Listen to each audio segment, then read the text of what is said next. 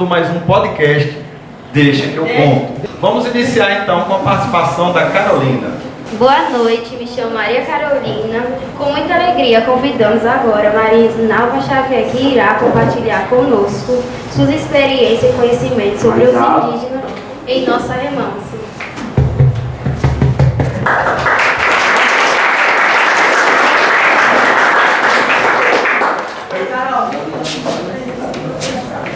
Pelos primeiros estudos da história, os povos originários vieram da Ásia e teriam chegado por via terrestre através do subcontinente chamado Beríndia, localizado na região do Estreito Bering, no extremo nordeste da Ásia. Marinalva, seja bem-vinda. Marinalva, é uma alegria tê-la aqui conosco para partilhar um pouco dos seus conhecimentos. E eu gostaria de convidar já 3 alunos que estarão fazendo alguns questionamentos a respeito do documentário, das suas vivências e conhecimentos sobre essa temática que vai ser tratada nesta noite. Boa noite, me chamo Jairane. Ao longo do documentário há muita ênfase e formação de famílias, sendo que a presença indígena é marcante na região do Vale São Francisco. Gostaria que você comentasse a informação. Como diz nossa amiga Sara Souza, né, a nossa arqueóloga, né, que participou lá do documentário, esses indígenas, eles eram nômades, né, então eles viviam de região em região e eles procuravam sempre aqueles lugares onde tinha água, porque dentro da água tinha comida também. Eles ficavam em lugares altos, tipo morros, serras, que eles podiam se proteger dos perigos e ao mesmo tempo ali eles tinham a água e tinham o peixe para sobreviver. E esses indígenas, eles, não sei se vocês perceberam, mas lá no documentário dá muito a entender que eles vinham sempre do Piauí, né? Por isso temos muitas cidades como São Raimundo Nonato que tem aquelas pinturas rupestres, né? E eles vinham nessa direção, que eles procuravam se estabelecer próximo ao Rio São Francisco. Aqui nós não temos conhecimento de nenhuma comunidade indígena, mas aqui em Centro-Sé a gente já sabe que tem. Sobradinho também tem, né? A de Centro-Sé, até a última informação que eu tive, eles ainda não foram reconhecidos pelos órgãos competentes, mas eles já estão em processo de pedido desse reconhecimento. Boa noite, sou a aluna Tawane. Também há ênfase sobre as formas de violência em que mulheres indígenas eram vulneráveis a ponto de serem caçadas, sendo perseguidas por cachorro, quando não morriam, eram tomadas como mulher dos caçadores. Comente sobre essa situação. Sim, se vocês perceberam lá no documentário também fala que os guerreiros, os homens indígenas, eles eram mortos. Aquelas pessoas, ou aqueles donos, aqueles senhores, eles queriam expulsar os indígenas dessas terras. E as mulheres eram usadas para procriar. Como elas não eram domesticadas ainda, então a forma que eles conseguiam de pegar justamente era o quê? Através do cachorro, era no laço. É tanto que eles deixavam muitas vezes algumas ou muitas delas presas em uma jaula por muitos dias, justamente até que elas amansassem, como eles dizem, e aí então aqueles senhores se casavam com elas para procriar até os filhos. Boa noite, me chamo Gabriela. A cultura indígena se fez presente em Remanso através de vários descendentes indígenas, oriundos de famílias organizadas em vários estados do Nordeste. Como podemos manter viva a cultura indígena com vista à valorização de costumes, tradições e princípios e valores? Eu acredito que preservando, né? Como é que a gente consegue preservar essa história, como a gente consegue preservar esses costumes, né? A primeira coisa que você precisa fazer é você fazer uma pesquisa, né, sobre os seus antepassados, para então, a partir desse descobrimento, você se reconhecer. No meu caso, eu posso dizer hoje, me reconheço porque, através de uma pesquisa que eu fiz da minha árvore genealógica, eu descobri que sou descendente indígena também, né? E por isso, a partir daquele momento, eu comecei a ver, né, conhecer quais os costumes da minha família, dos meus antepassados. Então essa é uma das formas. Além disso, nós temos a nossa cultura alimentar, por exemplo. Nós temos muitos produtos que estão aí no nosso dia a dia, que são cultura indígena, né? Instrumentos musicais. Nós temos, por exemplo, os nossos pajés, né, que são os curandeiros. Hoje nós temos muitas pessoas que curam as pessoas através da reza, através de ervas, plantas da mata, né? Então, tudo isso, a primeira coisa é você ter o pertencimento. E aí, a partir daí, você começar a preservar essa cultura. Porque muitas vezes a gente simplesmente gosta por gostar, mas a gente não sabe por que gosta de determinadas coisas, né? E eu acho isso muito bacana, porque a gente termina valorizando mais as coisas. E isso faz com que a gente tenha a vontade de passar para as nossas futuras gerações. Muitas vezes eu escuto assim: sua avó celebrava tal santo lá na casa dela, né? Então isso já chama a atenção da gente. Justamente porque cada vez que você vai descobrindo, tendo esse conhecimento, então você já vai sentindo vontade de fazer aquilo ali também. Eu achei interessante na sua fala, que o que você defende não é de hoje, né? A gente conhece já há um bom tempo. Eu também já, como vocês sabem, nós fizemos já esse resgate, né, através dos documentários, e estou ouvindo durante a produção de algo marcante que motiva a continuar essa defesa pela cultura, né? Cultura do nosso povo, né? Sim. Uma frase que dizia assim: parece que a nossa cultura morreu por afogamento, né? E aí, por conta da cidade velha, dos costumes. E é interessante esse resgate, esse estudo, porque as proporções para gerações futuras, imagine, né? Em relação a esses estudos que lançamos nessas redes, né? Para buscar alçar na nossa região. Boa noite, meu nome é Fabrício. Comento sobre a importância do São Francisco, sobrevivência dos povos indígenas em muitos lugares, sendo que muitos estabeleceram em remanso. Então, todos nós sabemos que o Rio São Francisco é uma fonte de vida, né? Não só pela água, mas pela comida também. E justamente era isso que atraía os nossos indígenas, né? Eles saírem lá daquela área muito seca e procurar um lugar desse. Eu vou contar aqui uma história para vocês, que em 2015 eu conheci Sara, que é essa arqueóloga que participa do documentário, e um dia ela me convidou para a gente fazer um passeio no meio do rio. Naquele momento o rio estava bem seco mesmo, e esse pessoal que planta e cria gado estavam colocando os animais lá nas ilhas, que eles chamam, né? E um dia, domingo, a gente saiu daqui cedo e encontramos no meio do rio um cemitério indígena. Lá tinha ossos, né? Tinha eu não sei como eu posso chamar, não seriam uns cumbucos, mas tipo uma tigela feita de cerâmica. Tinha cachimbo, tinha o que mais? Vários produtos, né? Que justamente simbolizam, e como ela falou no documentário, quando um indígena morre, ele é enterrado com aquele produto que representa ele. No caso, eles eram ceramistas, né?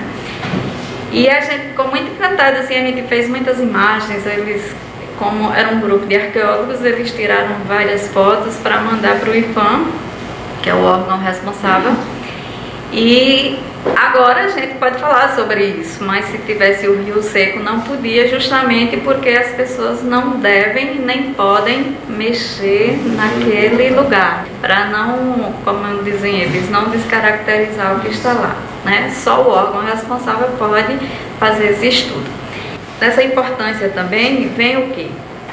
Os nossos portugueses muitos desses que naquele tempo eles diziam que não se casavam, mas se juntavam com as índias e eles vinham justamente para essa região, né, próximo ao rio, onde eles pudessem criar gado, onde eles pudessem plantar o feijão, milho, a mandioca, a melancia. Muitos de nós alcançamos isso. Hoje a gente não consegue mais porque as chuvas são tão poucas que muita gente nem sabe mais o que é isso, né?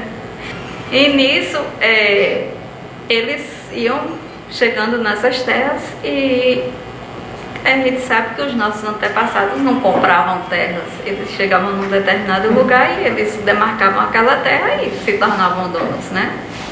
E justamente era por isso a grande guerra deles contra os índios, né? Para tomar conta dessas terras.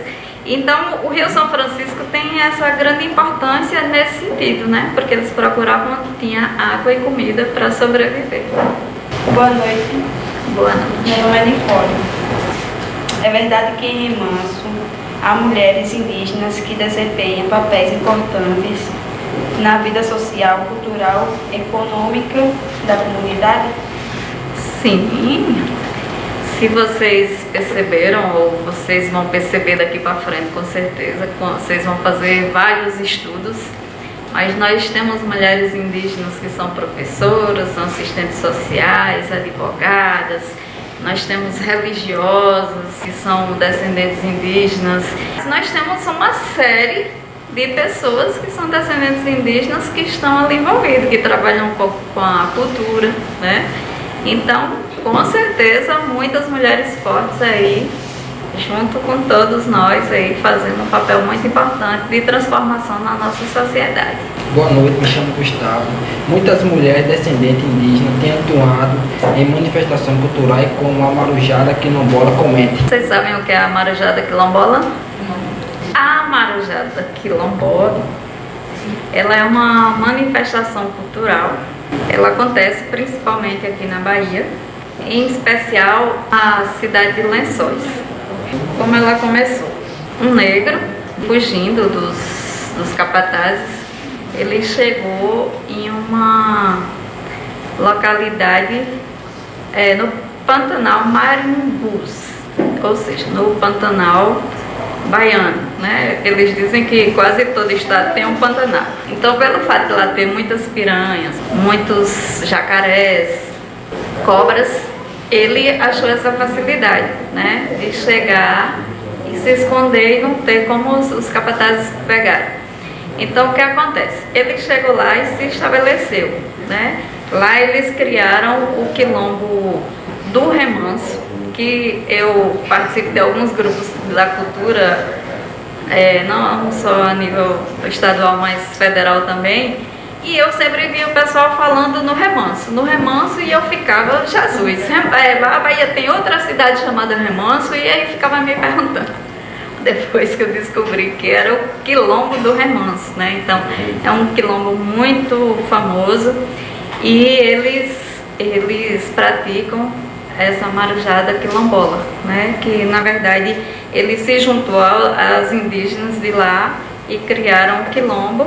Então, ele geralmente, a Marujada Quilombola, ela é praticada dentro dos quilombos mesmo. Nós vamos continuar falando um pouco mais sobre essas manifestações culturais que acontecem não só em nossa cidade, mas na região. Sim. E outras questões que são tão necessárias para que, como sociedade, possamos preservar, né? Temos essa questão de vivemos o hoje, mas devemos pensar também com olhar para o passado, mas pensando também nas gerações futuras, para preservar a nossa cultura, a cultura do nosso povo, da nossa gente. Boa noite, me chamo Maria. Manifestações culturais. Relate a respeito da Marujada Quilombola do Remanso, que tem sido revitalizada por projeto pedagógico em escolas. Conta com a participação ativa de mulheres, transmitindo a cultura e a história da comunidade quilombola na Vila Aparecida. Bem, como eu estava falando, né, a Marujada Quilombola, ela retrata a chegada dos portugueses ao Brasil. O quilombo do Remanso, ele fica na cidade de Lençóis, aqui na Bahia. Eles justamente trabalham essa questão de levar a história de geração a geração, onde crianças, jovens e adultos, eles se vestem de marujos e, através da música e do canto, acompanhados de pandeiros e também de tambores, eles criam aquele momento, né, que eles fazem isso o quê? Como resistência do povo quilombola a tudo que aconteceu e a toda a história que eles representam. Eles sempre se apresentam durante os festejos e os eventos lá da comunidade quilombola, e também eles participam de cheganças. Cheganças é o quê? Um encontro de marujadas que tem na cidade de Saubara, que fica também lá próximo de Salvador, né? Então, Saubara é aquela cidade onde acontecem aqueles encontros lindíssimos com todo mundo, assim, muito bem caracterizado. Eles fazem como uma forma de preservar, de manter e de passar essa tradição de geração a geração. Em relação ao movimento de resistência, podemos dizer que os indígenas são um pilar fundamental nos movimentos de resistência e defesa dos direitos indígenas, como o acompanhamento Terra Livre? Antes de falar sobre isso, eu gostaria de falar sobre a Vila Aparecida. Sim. Na Vila Aparecida, eles não têm a marujada quilombola. Eles têm outras manifestações culturais, no caso do São Gonçalo, tem o toré. O toré é uma dança indígena, mas ela tem os mesmos movimentos, no caso, tanto a questão dos instrumentos, tanto a questão da música. Eles têm lá o festejo, Nossa Senhora Aparecida, eles festejam o carnaval e eles também fazem os caretas. Não sei se vocês já ouviram falar, mas sempre na Semana Santa, inclusive tem anos que eles vêm se apresentar aqui na rua também. E aqui em Remanso nós temos um grupo de marujada, formado por senhoras idosas. Hoje elas já não se apresentam mais, mas em 2012 a gente fez pelo Ponto de Cultura das Abelê várias apresentações nas escolas. E em 2016 a gente fez pelo Ponto de Cultura Jebuca também, justamente como uma forma de a gente mostrar essa cultura para os alunos, né? Mas assim, pela questão da idade delas hoje, elas só se apresentam nos festejos, porque quase todas festejam um santo católico. E aí, em virtude disso, quando finaliza o festejo no último dia, elas fazem uma pequena apresentação lá para quem está na reza, né? E quanto aos movimentos de resistência, né, que você perguntou, então o acampamento Terra Livre, que é o ATL que ela falou, justamente é o maior encontro indígena que acontece no nosso país, né? Ele acontece sempre no mês de abril, lá em Brasília, desde 2004. Justamente eles vão nesse encontro para lutar, cobrar os seus direitos e cobrar do governo as melhorias para a sua etnia, né? Claro, porque se todo mundo quer viver bem, eles também precisam viver bem, né? E em 2005 eles criaram a APIB, que é a Articulação dos Povos Indígenas do Brasil. E a partir deste ano, eles começaram, no caso a PIB, começou a organizar esse evento todos os anos. Então, sempre nesse mês a gente vai ver na TV, né? Indígenas estão na Praça dos Três Poderes, isso e aquilo, né? E esse ano, 2025, participaram 200 etnias, então 200 povos indígenas. É um momento assim de resistência. Assim como a gente fala dos negros, dessa questão da resistência do negro, os nossos indígenas também começam a correr atrás, a lutar para que possam ter suas terras, possam ter uma vida mais digna. Afinal de contas, foram eles quem começaram tudo. Eu me chamo Cineide. Quem é a matriarca astrogida? E qual a sua influência enquanto importante mobilizadora, articuladora dos conhecimentos ancestrais? Então, Dona Astrogilda assim como muitos, né, a matriarca. Matriarca quer dizer o quê? Aquela que detém o conhecimento, né? Aquela que está à frente do seu povo. Então, Dona Astrogilda, ela é, hoje na cultura a gente chama de mestres, griots, que são aquelas pessoas mais velhas que têm o conhecimento, que podem levar esse conhecimento de geração em geração. Então, entre os anos 30 e os anos 60, ela era, juntamente com o esposo, Celso, eles representavam um centro de Umbanda lá no Rio de Janeiro, né?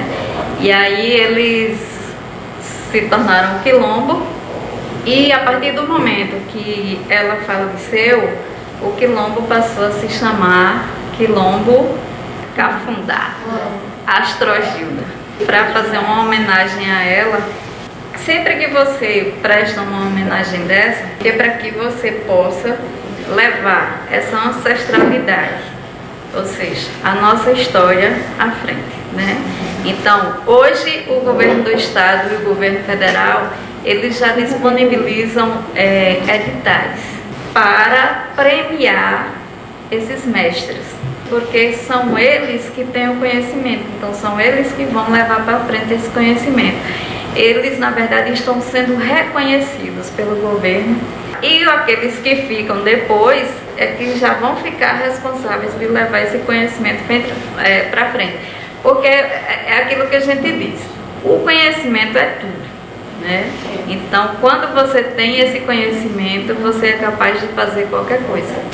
Tem sido muito enriquecedor essa oportunidade nessa noite. Eu sei que os alunos têm aprendido bastante. Vou dar oportunidade para mais alguns tecerem também suas perguntas, tirarem suas dúvidas. Então. Boa noite. Meu nome é Maria Aparecida. Qual o papel das mulheres descendentes de indígenas que moram em nossa comunidade ou em Remanso? Muito grande, né? Como vocês veem aqui nessa sala, né, nós temos muitas de vocês aí ainda estão estudando, mas já pensando no futuro.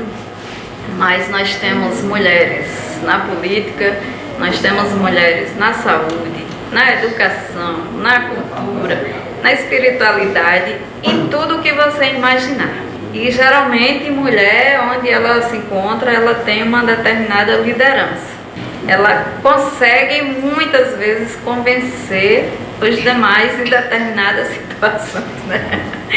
E a gente fala até hoje, essa questão da gente não ter conseguido botar até nesse pleito nenhuma mulher na Câmara de Vereadores, né? Que é uma falha nossa, mas acontece. Mas assim, elas trabalham na produção, na comercialização, elas que cuidam dos filhos, da educação dos filhos, né? Elas que cuidam da espiritualidade dos filhos. Então, assim, em tudo ela tem grande importância. Boa noite, me chamo Vanessa. Quais as manifestações culturais que ocorriam no início e quais as manifestações que ainda acontecem na nossa cidade? Lá no Remanso Velho nós tínhamos São Gonçalo, externo, serenatas, não sei se vocês já ouviram falar, né? As duas filarmônicas, a 15 de novembro e a recreativa. Também nós tínhamos lá o Reis de Boi e tínhamos muitos músicos, né? Tinha aquelas marchinhas de carnavais, tinha o pessoal da renda de bill, vocês já devem ter visto aquelas senhoras, né? Tecendo aqueles bills, assim, bem bonito. Do Remanso Novo, nós temos todas essas manifestações, exceto as serenatas, que eu não vejo mais os homens fazendo aí para as moças, né? Também, então, as filarmônicas também, que a gente já não tem aqui, né? Mas continua a renda de bill. Hoje nós temos o quê? Uma única pessoa de 90 e poucos anos que faz renda de bill aqui, e que ela leva para Salvador ainda para vender. Ela vai pessoalmente lá vender, né?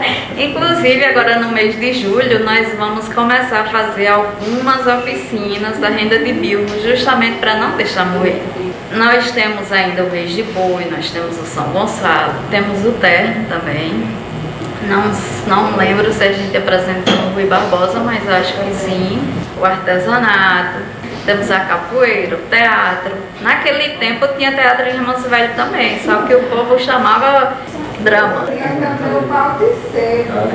E aqui ainda teve também, viu, pau de sebo. As fogueiras, tinha também a árvore cheia de botava rio, botava um monte de frutas. Eu ainda assisti aqui algumas vezes na fogueira do João Torrado. Mas eu lembro lá na fogueira do João Torrado que eles passavam, acho que graxa, né, naquele pau de sebo, pra alguém conseguir chegar lá em cima, meninos. Boa noite, Marinalva. Boa noite, pessoal do Deixa Que Eu Conto. Sabemos que hoje a medicina em Remanso está bem evoluída. Temos a Casa de Saúde, a UPA, os médicos são de nome. E como era antes no tempo dos indígenas? Aqui em Remanso. Era um pouco mais difícil, né? Mas era bom também, funcionava, né? E que ainda funciona. Na realidade, eles trabalhavam com ervas, né? Que muitas vezes cultivavam, muitas vezes era tirado da própria mata, através das rezas também, dos ungüentos. A gente vê que até hoje, nos nossos dias, ainda tem pessoas que curam as pessoas através disso. Mas também até nós no dia a dia mesmo, por exemplo, eu gosto muito de tomar remédios caseiros, né? Exatamente, isso tudo é descendência dos nossos indígenas, eram costumes, foram costumes deixados por eles, né? Então, essa era a forma como eles tratavam seus doentes. Você estava aqui falando, eu lembrando, ainda existe os penitentes em Remanso também? Não. Eu acho que em Pilão Arcado ainda deve estar preservado um pouco, não sei. Até alguns anos atrás eu sabia da existência dos penitentes. Eu me lembro da minha infância, morrer de medo. No período de Semana Santa, tinha uns vizinhos que se reuniam na esquina, e aí ficava até 11, meia-noite. Mas logo a gente saía fora, eu ficava com medo de levar chicotes desse povo. Mas aqui já tem muitos anos que acabou, né? Eu vejo muito de Juazeiro pela TV. Isso. E do terno, você comentou, eu cheguei a participar com o aluno do Rui Barbosa. Sim. 2003, por aí.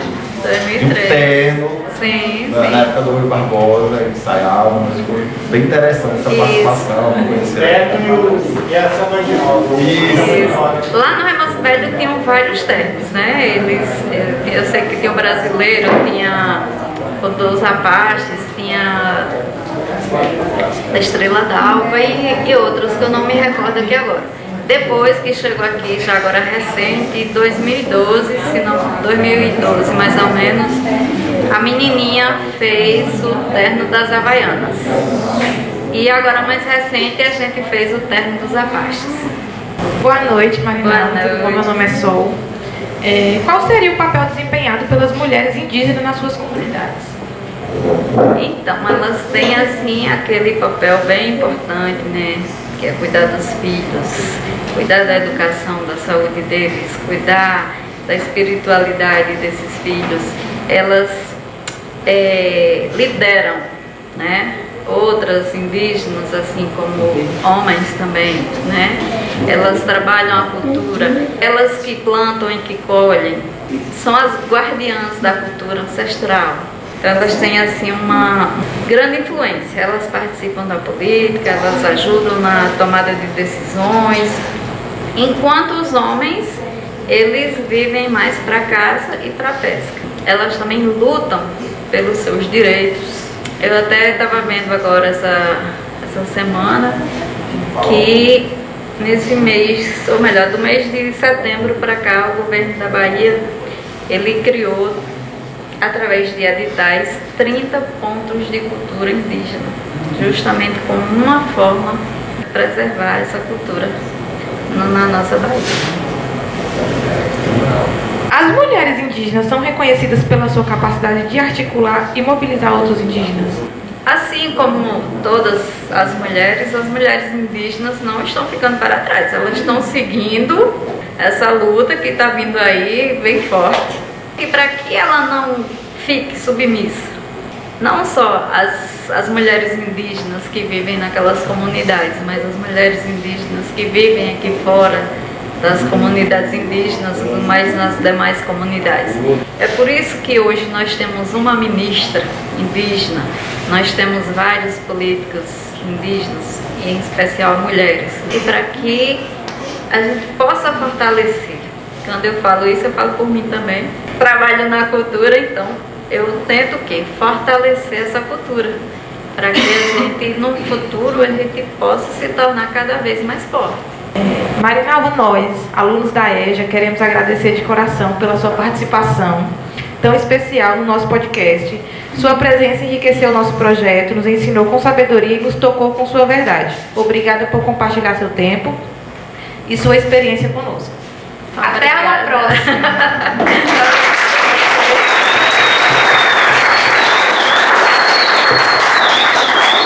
E aqui nós encerramos mais um podcast.